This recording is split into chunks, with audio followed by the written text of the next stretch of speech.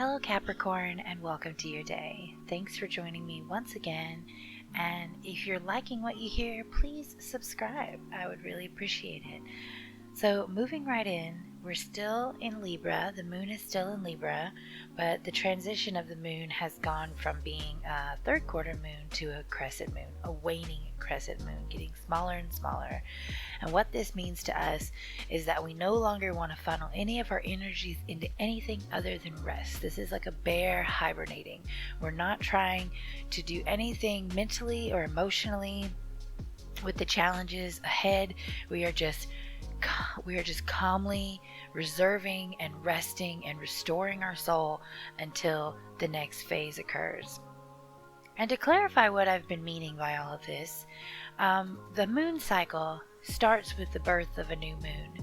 And at the beginning of a new moon, you are supposed to be mindful of how you're putting your intentions out into the universe. And it goes along, and as we go through every phase, as you will see here in the next week, we'll have gone through all the phases. As you go through all the phases, you're supposed to slightly adjust your mindset, because you can't just be full tilt 24/7. So the whole cycle of the moon is just a really good practice for like mentally understanding your limits, knowing when to push yourself, knowing when to pull yourself, knowing when to reserve yourself. So right now we are reserving our energies and resting and just being thankful for what we have. And again, with Libra, we should be getting a little bit of balance, which will help us do that. Moving into your horoscope, what I'm seeing here for you today is actually a little bit anxiety based. When it comes to social activities, there is a sense of not necessarily completion, but definitely something has happened that could cause you to be dwelling in the past. It could be something that's happened right now that's made you be a victim. There is emotional imbalance and distrust. Things have not gone according to plan, but your general attitude to help you get through this really kind of just needs to be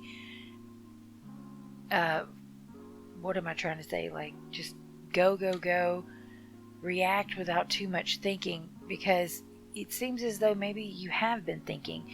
You've been thinking and you've been dwelling, and there's been things that caused you to think and dwell. So to get through it is just decisive action. And just to kind of recap what I'm saying, because that's words without meaning sometimes is kind of how I feel like I come across.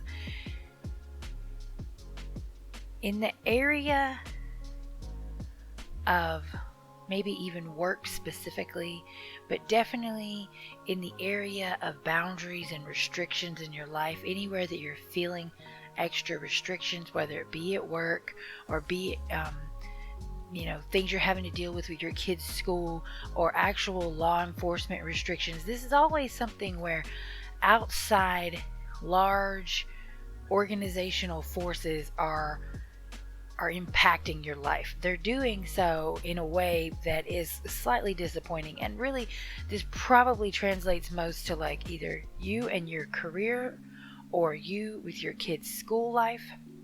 Those are the most realistic ways I could see this being transposed.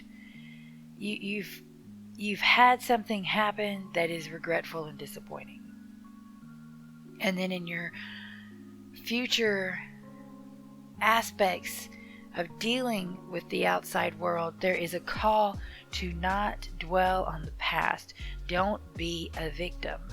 And the best way to mentally and morally get through this obstacle that you've been through is to just go with your first gut reactions.